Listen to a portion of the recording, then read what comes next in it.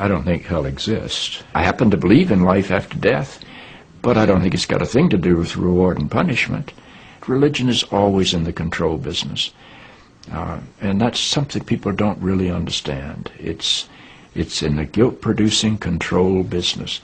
And if you have heaven as a place where you're rewarded for your goodness and hell as a place where you're punished for your evil, then you sort of have control of the population.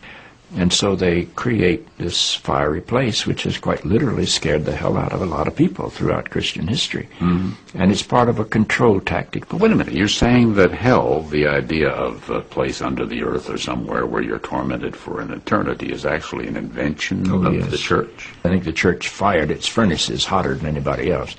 But I think there's a sense in most religious life of reward and punishment in some form.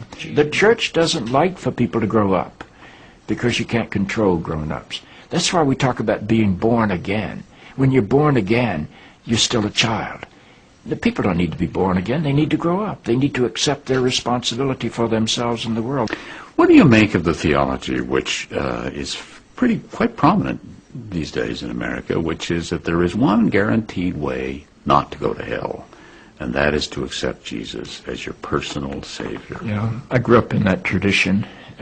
Every church I know claims that we are the true church, and they have some ultimate authority. We have the infallible Pope, we have the inerrant Bible.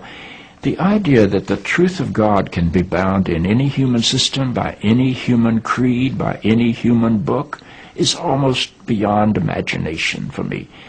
I mean, God is not a Christian. God is not a Jew or a Muslim or a Hindu or a Buddhist. All of those are human systems which human beings have created to try to help us walk into the mystery of God. I honor my tradition. I walk through my